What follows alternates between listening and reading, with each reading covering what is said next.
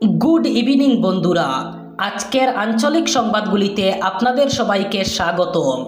আজ হলো 13 জুন শুক্রবার। আজকের সন্ধ্যার গুরুত্বপূর্ণ খবরগুলি হলো: দেশের ইতিহাসে অন্যতম বড় ও ভয়ঙ্কর বিমান দুর্ঘটনা। সকাল থেকে আবার শুরু হয়েছে উদ্ধার কাজ। এলাকা জুড়ে বিমানের ধ্বংসাবশেষ। আমদাবাদে পৌঁছালেন প্রধানমন্ত্রী। বিস্তারিত থাকবে প্রতিবেদনে। অবশেষে বিনা প্রতিদ্বন্দ্বিতায় জয়ী হলেন কোনাদপুর কায়স্থ এবং বীরেন্দ্র প্রসাদ বৈশ্য। তীব্র ধাক্কায় সিটটা খুলে যায়। কি করছিলেন দুর্ঘটনার মুহূর্তে? কোথা থেকে বেরিয়ে এলেন? জানালেন বিমান দুর্ঘটনায় বেঁচে যাওয়া একমাত্র যাত্রী রমেশ। কাছাড়ে এক চাঞ্চল্যকর ঘটনা।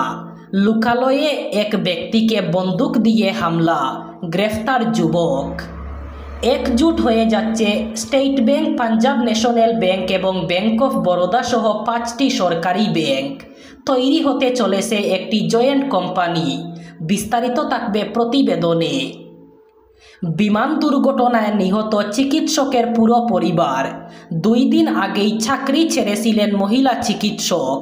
লন্ডনে স্বামী সন্তানদের নিয়ে স্থায়ীভাবে বসবাসের স্বপ্ন ছিল।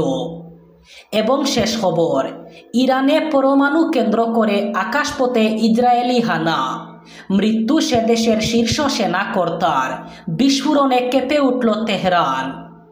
এবারে শুনুন বিস্তারিত খবর।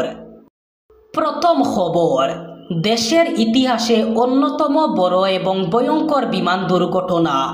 গতকাল রাতে প্রথম দফার উদ্ধার কাজ শেষ হয়। আজ সকাল থেকে আবার শুরু হয় উদ্ধার কাজ।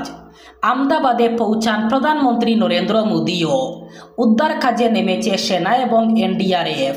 তাদের সঙ্গে হাত লাগিয়েছে সিভিল ডিফেন্স ও স্থানীয় পুলিশ।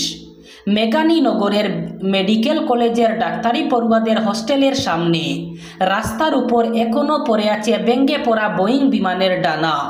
কার্যত ধ্বংসস্তূপে পরিণত হয়েছে হোস্টেল।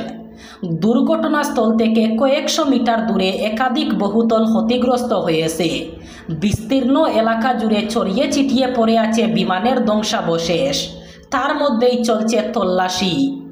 উদ্ধার হওয়া দেহ শনাক্ত করা বেশ কঠিন। তার জন্য করা হচ্ছে ডিএনএ পরীক্ষা। প্রধানমন্ত্রী ঘটনাস্থল পরিদর্শন করেন আজ। এরপর প্রধানমন্ত্রী হাসপাতালে ছুটে যান।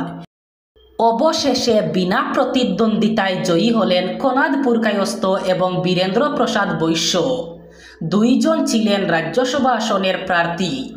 অসমের 2 রাজ্যসভা আসনে এনডিএ জোটের 2 প্রার্থী ছিলেন বিজেপির কোনাদপুর কায়স্থ এবং অসম গণ পরিষদের বীরেন্দ্র প্রসাদ বৈশ্য। গতকাল বিকেলে রাজ্যের নির্বাচন আধিকারিক রাজীব ভট্টাচার্য কোনাদ এবং বীরেন্দ্র প্রসাদের হাতে আনুষ্ঠানিকভাবে শংসাপত্র তুলে দেন। গোটা দেশে রাজ্যসভা নির্বাচন অনুষ্ঠিত হবে 19 জুন।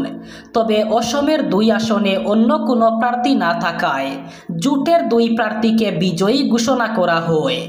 গত সোমবার মনোনয়ন জমা দেওয়ার শেষ দিনেই বিষয়টি পরিষ্কার হয়ে গিয়েছিল, কারণ অন্য কেউ মনোনয়ন জমা করেননি। মনোনয়ন প্রত্যাহারের শেষ দিন ছিল বৃহস্পতিবার এবং এদিন বিকেলে এনডিএর প্রার্থীদের ডেকে তাদের হাতে আনুষ্ঠানিকভাবে শংসাপত্র তুলে দেন। তীব্র ঝাঁকুনি অনুভব করেছিলেন। তারপর তার আসন খুলে বেরিয়ে এসেছিল। সেই কারণেই তিনি বেঁচে যান। মনে করছেন আমদাবাদের বিমান দুর্ঘটনায় একমাত্র জীবিত যাত্রী বিশ্বাস কুমার রমেশ। আজ সকালে হাসপাতালের বিছানায় শুয়ে এমনটাই জানান তিনি। কোন দিক থেকে কিভাবে বেরিয়ে এসেছিলেন, বিমান কিভাবে ভেঙে পড়ল সে কথাও জানিয়েছেন তিনি। 40 বছর বয়সী বংশোদ্ভূত ব্রিটিশ নাগরিক রমেশ 2003 সাল থেকে ব্রিটেনে থাকেন। তার স্ত্রী এবং সন্তানরা সেখানেই রয়েছেন। রমেশ ভারতে এসেছিলেন আত্মীয়দের সঙ্গে দেখা করতে। তার সঙ্গে বৃহস্পতিবার লন্ডনে ফিরছিলেন তার ভাইও। তাকে আর খুঁজে পাওয়া যায়নি। রমেশ জানিয়েছেন বিমানের অন্য দিকের আসনে জায়গা পেয়েছিলেন তার ভাই। তার কোনো খোঁজ এখনো পাওয়া যায়নি। হাসপাতাল থেকে রমেশ বৃহস্পতিবারই বলেছেন বিমান উড়ার মাত্র 30 সেকেন্ড পর একটা প্রচণ্ড শব্দ শুনতে পেয়েছিলেন তিনি। তারপরেই বিমানটি ভেঙে পড়ে। সব কিছু খুব দ্রুত ঘটে গিয়েছিল। তিনি বলেন তিনি যখন উঠে দাঁড়ান তখন চারপাশে শুধু লাশ আর লাশ। খুব ভয় পেয়ে যান তিনি। উঠেই তিনি দৌড়াতে শুরু করেন। তার চারপাশে বিমানের অনেক টুকরো দেখতে পেয়েছিলেন তিনি। তারপর কেউ তাকে টেনে ধরে অ্যাম্বুলেন্সে তুলে এবং তিনি হসপিটালে চলে আসেন। এক চাঞ্চল্যকর ঘটনা ঘটল শিলচরের রামনগরের বেড়াখাল এলাকায়। এক যুবকের আক্রমণে 62 বছর বয়সী এক ব্যক্তি গুরুতর আহত হয়েছিলেন। অনিল সিংহ নামে এক ব্যক্তির বন্দুকের আঘাতের কারণে বর্তমানে শিলচর মেডিকেল কলেজ হাসপাতালে চিকিৎসাধীন অনিল সিংহ। হামলাকারীদের বাড়ি থেকে 3টি বন্দুক এবং অন্যান্য গোলাবারুদ উদ্ধার করা হয়েছে। এফআইআরের ভিত্তিতে তাকে গ্রেফতার করতে যাওয়া পুলিশের উপরও হামলা চালিয়েছে তারা বলে অভিযোগ। প্রত্যক্ষদর্শী এবং পুলিশ সূত্রে জানা গিয়েছে গত বুধবার সকালে অনিল সিংহ তার প্রতিদিনের মতো সকালে হাঁটার সময় 28 বছর বয়সী টম্পক ইয়াংকমকে তার পোষা কুকুর এবং একটি এয়ারগান নিয়ে রাস্তায় হাঁটতে দেখেন। কুকুরটি হঠাৎ তার দিকে ঝাঁপিয়ে পড়ে।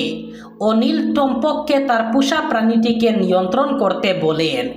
এই মন্তব্যেই ক্ষুব্ধ হয়ে টম্পক এয়ারগানের বাট দিয়ে তার মাথায় আঘাত করে বলে অভিযোগ। এতে অনিল গুরুতর আহত হন। অনিল মাটিতে লুটিয়ে পড়েন এবং স্থানীয়রা ও পরিবারের সদস্যদের সহায়তায় তাকে শিলচর মেডিকেল কলেজ ও হাসপাতালে নিয়ে যাওয়া হয়। একটি নতুন পরিকল্পনা কার্যকর করার জন্য একে অপরের সঙ্গে হাত মিলিয়ে কাজ করছে দেশের 5টি পাবলিক সেক্টর ব্যাংক। এই তালিকায় রয়েছে state bank of India, Punjab national bank, bank of Baroda এবং আরও 2টি ব্যাংক। 5 কোটি টাকার তুলনায় কম ছোট রিটেল লোন এবং ক্ষুদ্র মাঝারি ব্যবসার এমএসএমই লোন পুনরুদ্ধার করার জন্যই মূলত একটি ভিন্ন এই অ্যালায়েন্স চাইছে তারা। অর্থাৎ 5 সরকারি ব্যাংক দ্বারা গঠিত এই সংস্থাটির একমাত্র কাজ হল এই সমস্ত ঋণ পুনরুদ্ধার করা। এক প্রতিবেদন থেকে জানা যাচ্ছে পিএসবি অ্যালায়েন্স প্রাইভেট লিমিটেড নামে একটি বিদ্যমান প্রতিষ্ঠানের মাধ্যমেই এই কাজ করা হবে। এই বিষয়ে যাদের জ্ঞান রয়েছে তাদের দাবি প্রথমে এই অ্যালায়েন্স এই গোটা প্রক্রিয়াটির নীল নকশা ছকে নেবে। প্রাথমিকভাবে শুধুমাত্র এই 5টি ব্যাংক এই প্রকল্পের আওতায় থাকবে। পরে অবশ্য অন্যান্য সরকারি ব্যাংক এখানে যোগ দেবে। দেশ থেকে ব্রিটেনে গিয়ে স্থায়ীভাবে বসবাস করার স্বপ্ন দেখেছিলেন চিকিৎসক কমি ব্যাস। স্বামীর সঙ্গে তিনি সন্তানকে নিয়ে যাচ্ছিলেন লন্ডনে, কিন্তু ব্রিটেনগামী বিমান আকাশে উড়তেই ঘটে যায় দুর্ঘটনা। তাতেই জীবনের নতুন অধ্যায় শুরুর আগেই সব শেষ। নিহত হলেন চিকিৎসকের পরিবারের 5 সদস্যই। শোকের ছায়া রাজস্থানের বাঁশওয়ারা শহরে। চিকিৎসক কমি বেলের স্বামী প্রতীক যোশী গত 6 বছর ধরে লন্ডনে বসবাস করছিলেন। তিনি পেশায় একজন সফটওয়্যার ইঞ্জিনিয়ার। প্রতীক যোশী দীর্ঘদিন ধরে তার স্ত্রী এবং 3 সন্তানকে বিদেশে আনার জন্য চেষ্টা করছিলেন। চাইছিলেন সন্তানদের ভবিষ্যৎ গড়ে উঠুক সে দেশেই। অবশেষে সেই স্বপ্ন বাস্তবায়ন হচ্ছিল, কিন্তু ভাগ্য বড়ই নির্মম। এবার শেষ খবর। আশঙ্কা ছিল সেই মতো আজ সকাল থেকেই ইরানের পরমাণু এবং সামরিক ঘাঁটি লক্ষ্য করে হামলা চালানো শুরু করল ইসরায়েল। ইরানের রাজধানী তেহরানে তো বটেই, সংলগ্ন এলাকাতেও আকাশপথে হামলা চালিয়েছে ইসরায়েলি সেনা।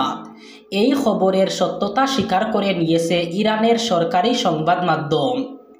ইসরায়েলের সেনাবাহিনীর এক আধিকারিক জানিয়েছেন তারা ইরানের পরমাণু ঘাঁটি লক্ষ্য করে হামলা চালাচ্ছেন। ইরানে বিমান হানার কথা জানিয়েছেন ইসরায়েলের প্রতিরক্ষা মন্ত্রী ইসরায়েল কাটজ। তবে ইরানে কোথায় কোথায় হামলা চালানো হয়েছে তা খুলাসা করেননি তিনি। ইসরায়েলি হামলায় মৃত্যু হয়েছে ইরানের সেনাবাহিনীর কমান্ডার হুসেন সালামির। ইরানের সরকারি সংবাদ মাধ্যমের তরফে এই খবর জানানো হয়েছে, তবে সামগ্রিক ক্ষয়ক্ষতির পরিমাণ এখনও স্পষ্ট নয়। এই ছিল আজকের সন্ধ্যার গুরুত্বপূর্ণ খবরগুলি। ভিডিওটি অবশ্যই লাইক করবেন এবং চ্যানেলটি সাবস্ক্রাইব করবেন।